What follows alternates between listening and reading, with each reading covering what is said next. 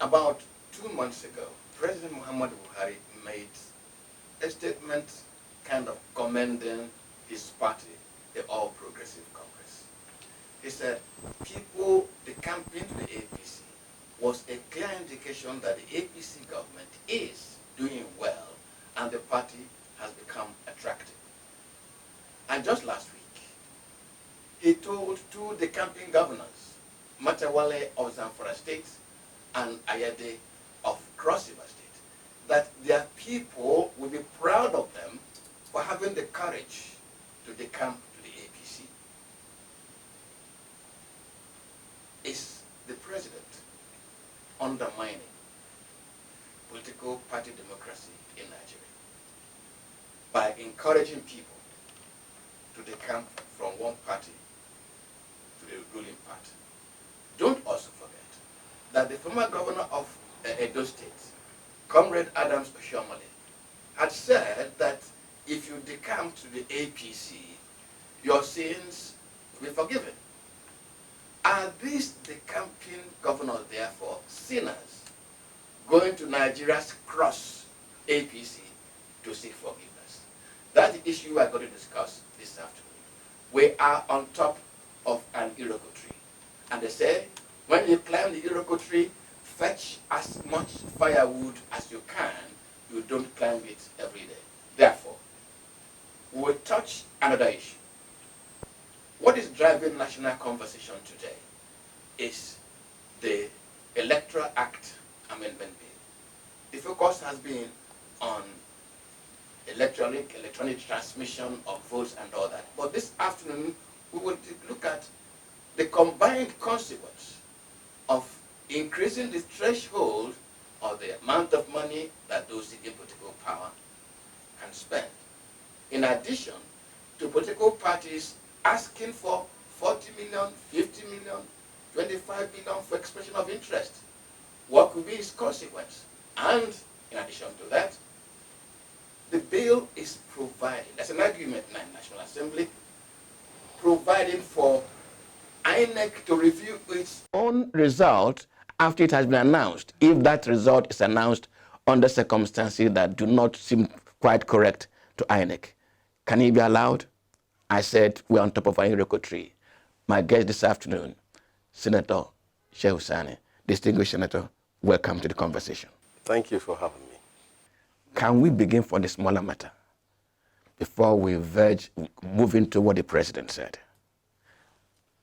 The Electoral Act Amendment Bill, electronic transmission of results, then establishment of election tribunal, election offenses tribunal, then the matter of the threshold, how much money can spend, plus INEC reviewing its own announced results if it thinks result was announced in circumstances that are not democratic and fair.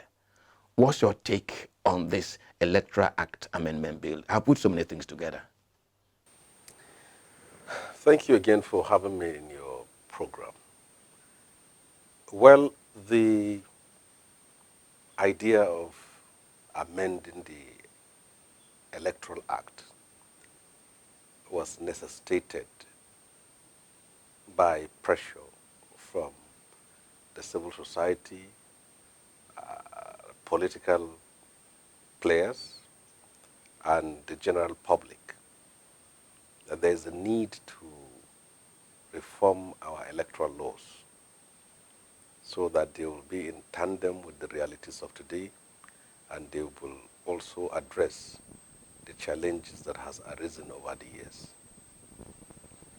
And in this respect, amending the Electoral Act is crucial and important for a number of reasons. We cannot have a free, fair, credible, and transparent election with a defective electoral law that aids and abets rigging of elections and that is also manipulated by those with interest to achieve their own personal objectives by breaching the law and also making nonsense of election result. So it has been on for a very long time. There are, I can say, syndicated civil society groups that dedicated themselves to pressurizing the National Assembly in the last 1.5 decades to at least amend these laws so that all the loopholes, the lacunas, can be blocked. And then we can have leaders that we truly elect, and we can also have an independent electoral empire that is above reproach. And one of the observations that have been made was the fault lines and the cracks that made it possible for politicians and also officials of INEC to undermine the conduct of free, fair, and credible elections. Electoral financing is one issue. Politicians and political parties have massively used money to buy votes and to change the course of electoral direction, to compromise electoral officials, and also to completely capitalize or monetize or materialize the whole electoral system. And product of an electoral system that has been materialized and commercialized cannot be said to be a product of the people. It is more of a product of an industry that we have just experienced. So it's one issue. Secondly is the issue of electoral offenses. There are instances over the years whereby politicians use thugs to destroy the electoral process.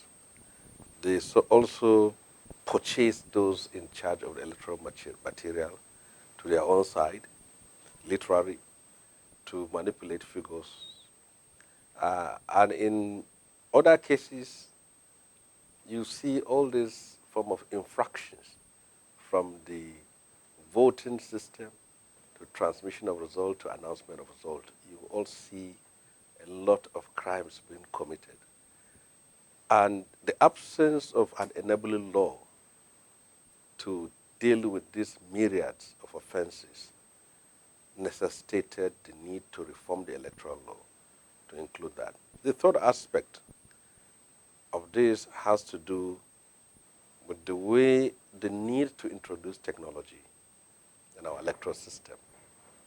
Technology will speed the process and make it impossible for politicians, electoral officials, and the general public to manipulate figures. So all these things put into perspective necessitated the need to reform our electoral law. In the past, committees have been established, from Ways Committee to other committees you have, all aimed at Namken Namani, to reform the electoral laws and also let us have an election where the products are morally fit for that positions. But the problem we have been having consistently is that we talk more than we act. Many governments are afraid, in the past, are afraid of implementing recommendations of Electoral Reforms Committee, even the ones which they set up, because they see it as suicidal. The last government of Jonathan tried it, and this is what became of him. He introduced the card reader and all those things here, and it ended up becoming the suicide mission of his administration.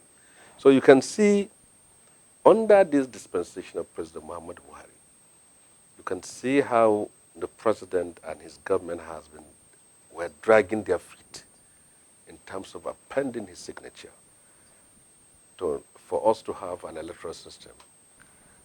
And the reasons for that are very clear, that politicians who are doubtful of the feelings of the people are skeptical of having a credible process that will disgorge them or disestablish them or extirpate them out of power.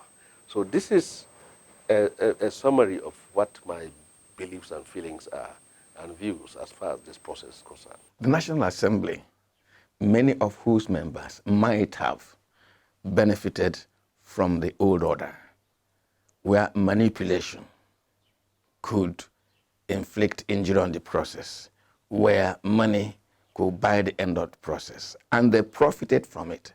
Do you think that they'll be willing now to be the same people changing the law? And what do you think will be the outcome of the current debate? Well, I drew your attention to the dangers of people in the position of power implementing an electoral law that will bring doom to their own positions. And I drew your attention to how this government has dragged its feet in terms of allowing or appending their approval to an electoral system that could be dangerous and fatal to their own party and their own power. So you can see from the debate that is going in the National Assembly, you can see there is more fire, more vigor, more passion, more interest from the side of the opposition for us to have a credible election. And it was also the same thing when the ruling APC was in the opposition. They are also in the vanguard of calling for an electoral reform that will ensure a credible, transparent elections. So it is not far-fetched from the fact that they don't want to approve or agree to an electoral system that will bring an end to their political career and political party. Yes. Well, distinguished Senator, let us come to the main issue of our conversation this afternoon. President Muhammad Buhari, about 5 weeks ago, said that the All Progressive Congress government is doing so well that it has become attractive to people. And that is why a number of political office holders, politicians from the opposition party are jumping ship and entering to the APC. And just last week, he congratulated two decamping governors, the governor of Cross River State, Ben Ayade, and the governor of Zamfara State, Matawale. And he said to them something very striking to me, that their people will praise them and be proud of them for decamping from the PDP to the APC. I'm worried. I do not want to recount what Comrade Adams Oshomole said as to if you are a sinner, join APC and your sins are forgiven. But I'm worried by the president's position, even though he's a partisan in the sense that he belongs to the APC. Political party democracy in Nigeria, when the campaign is endorsed and encouraged, are we not doing harm to it? Thank you again for this question. The president, as a politician, he is partisan. He represents the ruling party, and it's likely he will always use his position to garner support for his party, especially in the face of the challenges, socio-economic, political, and security challenge we face as a country. But there are a lot of reasons why people, they come from party A to B. And it's may not necessarily have to do with the fact that they found the party they are decamping to more attractive, or it is performing, or it is doing some magic or wonders in the country. Politicians, especially those holding political offices, they come from party A to B for a number of reasons. One, they may decamp from the opposition to the ruling party simply because they want or need literally what is called protection. By moving away from the opposition to the ruling party, you belong to the ruling political establishment, and as such, whatever atrocity and crime and fraud or corruption you may have perpetrated in office, by belonging to a ruling party, you are most likely to be protected.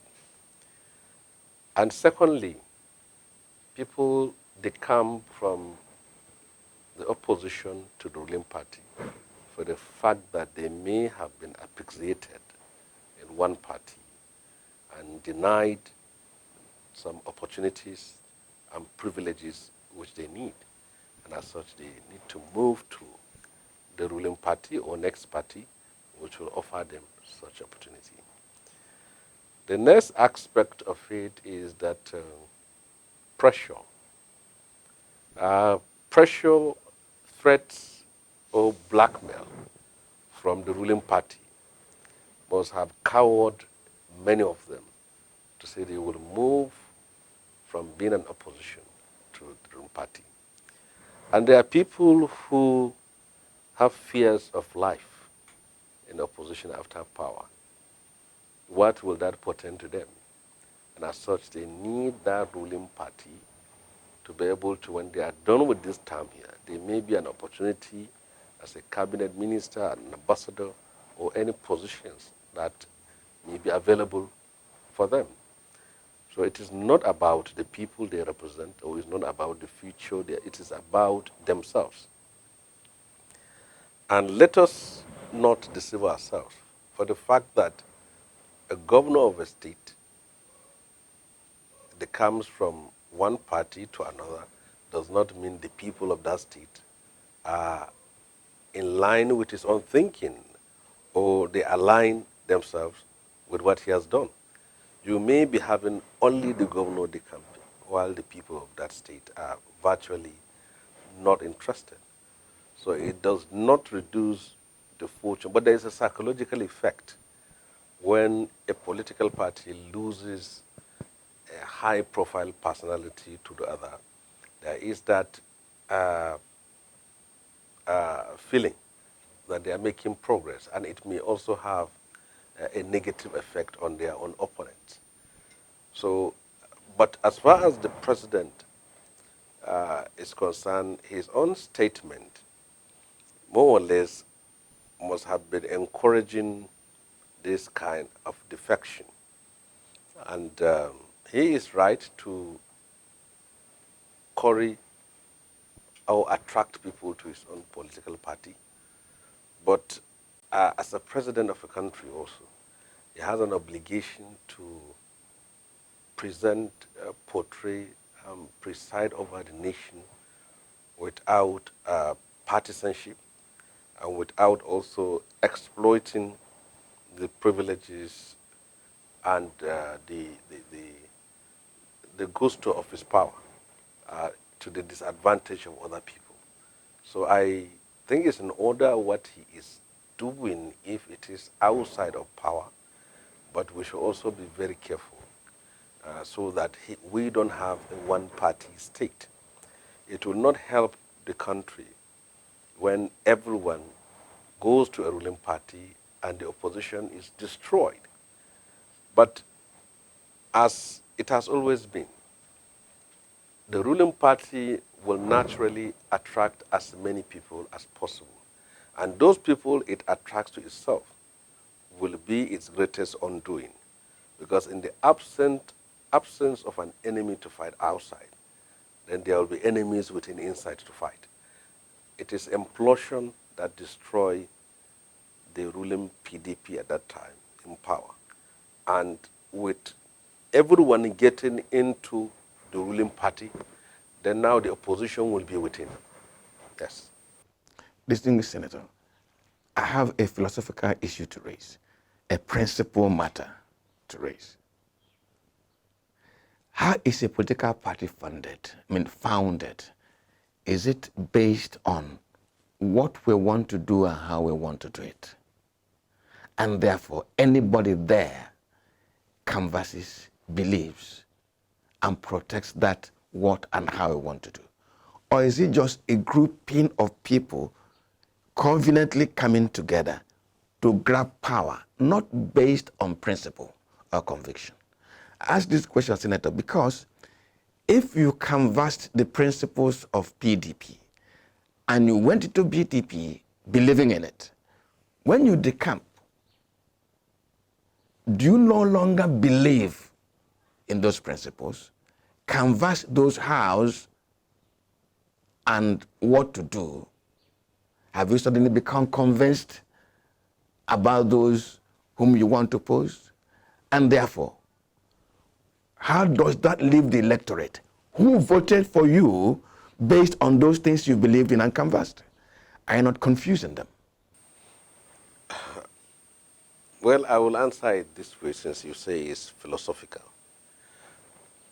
First and clear, the Nigerian political class are divided into two groups, those in the ruling APC and those in the opposition PDP. We must not deceive ourselves. There are fundamentally two strong political parties in Nigeria. And there is no distinction theoretically in terms of the ruling party and the opposition party. If you go through the manifestos of the two parties, you can't see anything so distinctive. This one believes in restructuring, the other one believes in restructuring.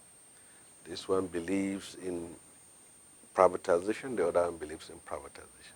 This one believes in the structure of Nigeria as it is, this one also.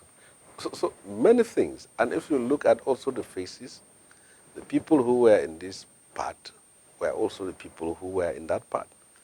And you can also be able to convince yourself when you see them when they meet at birthdays, at wedding ceremonies, and social events. You hardly differentiate what it is. And for you to say there is a fundamental difference between the two, I think you will have to dig deep for you to be able to get that. Now, having said that, there are no ideological differentials between the two parties. So attempts to establish the thought force has consistently failed, except if elements of the two parties will bolt out to the two and establish a thought force. And then you will see it now taking shape. And this has to do with the fact that in 1999, yes, we have Alliance for Democracy, we have APP at that time, and we have PDP. But later, there was merger between AD and APP, and a candidate was presented, the person of Olufalaye, and here Obasanjo came. If you look at it, since that very time, any attempt to establish a thought force has become so impossible to do. Forming a new party in line with some contrasting ideological principles, compass and direction, it is very difficult to do because we have 36 states. If you don't have people that are elected into office, holding positions as local government chairman, member state assemblies, senators, governors, you set up a party, you don't have that. It is not going to be far different from an NGO. So that has made it possible that the two parties will, for a certain period of time, continue to dictate the shape and directions of this nation. Now, not only the political class, the voters themselves only recognizes these two parties. They recognize only APC and PDP. So if any person tries to bring them outside of these two, you will see the trouble, the headache that is associated with that. So in line with that, this is what we have. But the problem now is that people need to have alternatives, and that is what we call multi-party democracies. But you will see in an election, we have about 40, 50, 80 political parties, and the vote is between the APC and PDP. So any other party is simply a participant in that election. So it may take our democracy a long time for us to think of having a thought force that will have enough weight, speed, velocity, and counter to be able to challenge these two political parties. Distinguished Senator, one of the things driving these two parties, since you and I seem to be agreed that it's not principle and it's not any ideology, is money. The party that has more money willy-nilly wins the election. And the voter has begun to believe that what determines the outcome of an election is the money. How do we do it to make the Nigerian voter begin to listen and get convinced of what a party stands for and what it cannot achieve today, it can achieve tomorrow? And distinguished, let me please use myself as an example. It would be bad for me to say it on air, but it is true. I was a member of the PRP. My wife in my house belonged to Zig's APP. I think that was what it was called. NPP. NPP. Yes.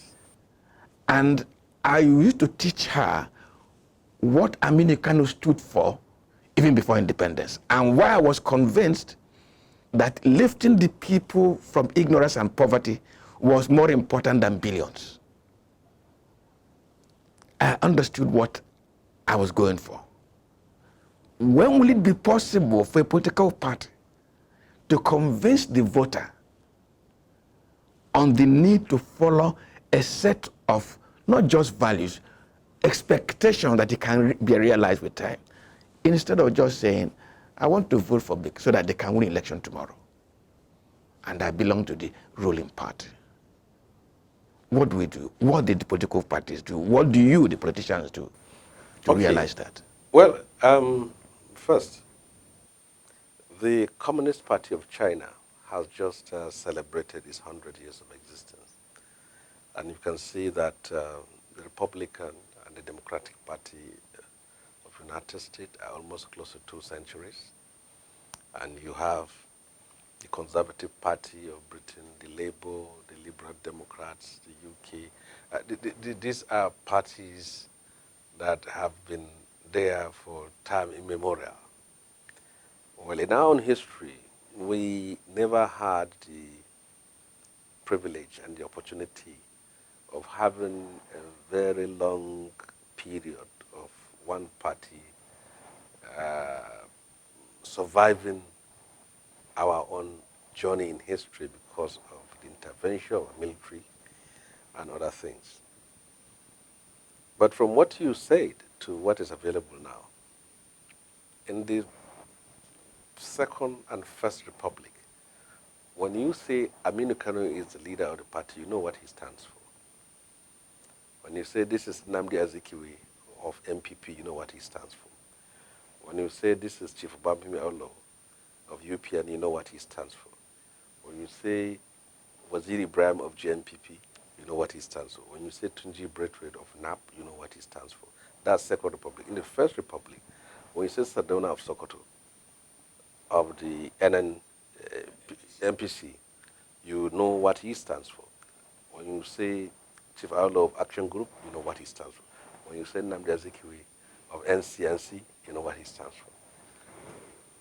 Now, in this republic, what do the leaders of the party stand for? If I may ask you that question. Today. That is it. The leaders of the party from 1999 were nominees or agents or lackeys or satraps or satellites of a certain political power. You see, I made the chairman of that party. You cannot say that in First and Second Republic. So, because if they made him the chairman, they can also unmake him the chairman. So chairman of political parties in this republic from 1999 were ambassadors of a certain political bloc or political godfather. And as such, their allegiance, their loyalty, their existence, and their being is aligned with that godfather. So how can you have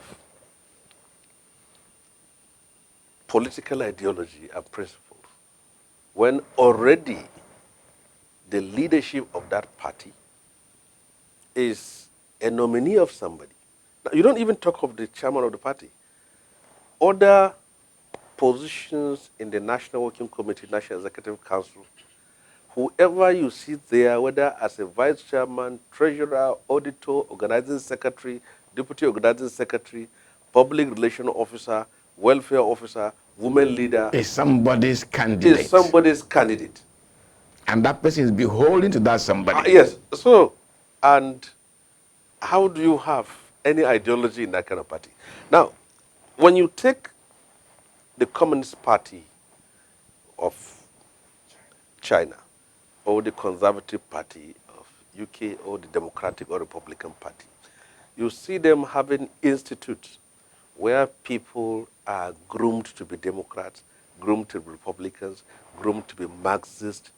Now they are ideologically indoctrinated, streamlined to participate and lead a country in the future in line with the principles of their party. Now we don't have that. Parties in Nigeria today are vehicles that lead you from point A to power. Simply, that is what it's all about. When you pick any of these parties, you will see that they have officers who are in charge of different policies of the government. You have a political party officers here. You have one officer in charge of the economic direction of the party, one in charge of the security direction of the party, one in charge of the industrial direction of the party, one in charge of the scientific and technological direction of the parties. Go to any political party office after election and see what's happening. There is nobody there. Nobody goes to political party office. Even to pay the rent of that office is a problem after people have won elections. You go to a typical political party office, you will always see a security man sleeping there, and either a small girl selling granite that is there, or some tout that will simply come around that area and loiter to leave. So the moment the primaries are done, the general elections are done, the party is abandoned. Many of the party loyalists who are even used to win elections are even thrown away. And this is the way we run political parties. So you cannot have, and then just look at it. There was a time in the past, there's a ward exco of a party, and he said he is the legal advisor of the party. And I asked him, are you a lawyer? He said, no, he sells beans in the market. That the legal advisor of the party yes, sells beans. yes, he said that that is his position. So they allocate positions to anybody. So you can see the level, how we virtually rubbish party politics in Nigeria. So in this respect, I believe that our democracy will work well if we strengthen our political parties in line with what they need to do. And again, not even going far, they will tell you that that the governor is the leader of the party. So if the governor is the leader of the party in a state, what becomes of the chairman of the party? And what if there is a problem between the governor and any member of that party? Who is going to bring the governor to justice? It's even reached a point now in a party you are not allowed to criticize the governor or to criticize the president. If you do it, you will earn suspension. So you see the way parties are. Most parties in Nigeria, ruling parties, are owned by state governors. They decide who becomes the exco of the party. They decide who becomes the commissioner. They decide where the party office should be located and who should be suspended, who should be removed. So it's an exclusive preserve. You can't join any political party if you are not ready to go and kneel down before the governor of your state. So where is the party? Distinguished Senator, you may now know why I asked this question. Pardon me. I purposely brought it in so that you can address something that makes me to wonder. In 1984, this current president, President Muhammad Buhari, refused to touch the IMF loan, World Bank loan. Refused. Before him, President Shehu Shagari, let me draw your attention to a conversation I had with, God bless his soul, Uba Ahmed of MPN. And he schooled me on why the MPN refused to accept loans from either the IMF or the World Bank, even when Nigeria's economy was tottering. As a principle, as a political, philosophical principle of MPN,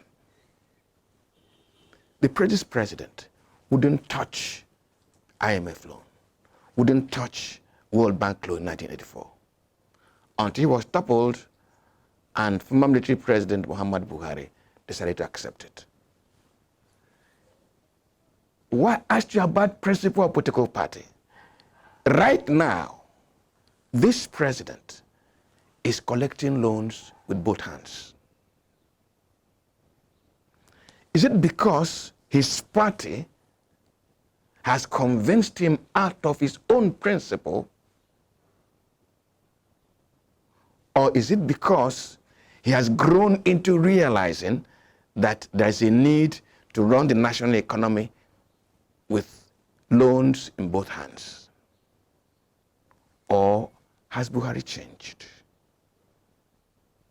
Is he consistent in that principle, or is it the party that has changed him? There are two questions you have made here. One is about the person of the president, and the second is about loans. You see, people change, many people change when they find themselves in the position of power. For the fact that, one, is that they found themselves having forced to associate with people whom they don't share the same ideological principles and direction. Secondly, it could be the law and privileges of office that has intoxicated them to think differently from the way they used to think when they were not in power.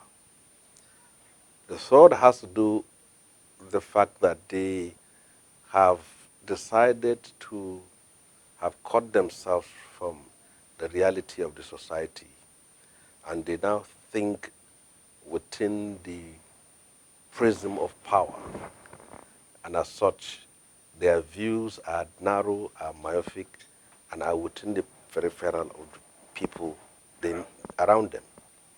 So these are some of the things. Many people wonder whether this was the firebrand, radical, left-leaning, nationalistic and patriotic President Buhari that is now in a position of power. Whether it was the same person they used to know.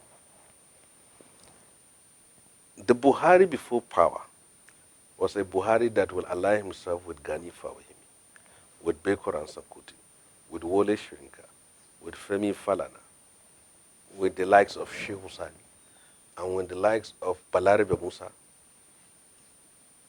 Colonel Umar, and other leftist radicals. The Muhammad Buhari, who was there before power, was the one that would align himself with the Mike Ahamba, with the Buba Galadima, with Dembo, with Tam Debur West. Now, what has happened to the Buhari that we know? One that we can call, one that I used to call, and we used to converse on the ills of Nigerian society, on the bourgeoisie class, and how they walk in to destroy Nigeria. What becomes of that Buhari that has become a new person now? Well, it is something which he will likely come to realize how cut off he was from himself for 8 years by the time he's out of power.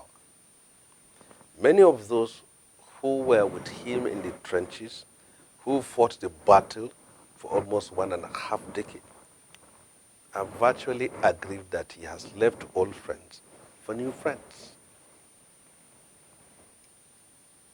The Buhari we used to know was the one that will pick up his phone and call you if he has not heard of you for a week or two. The Buhari we used to know was a Buhari that will search, will attend to anything that aligns with nationalistic, radical point of view. But what do we have today?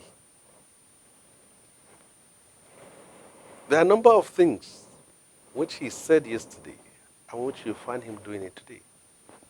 For example, issue of subsidy. He was on video clip as a politician, as a candidate, questioning the reality of, questioning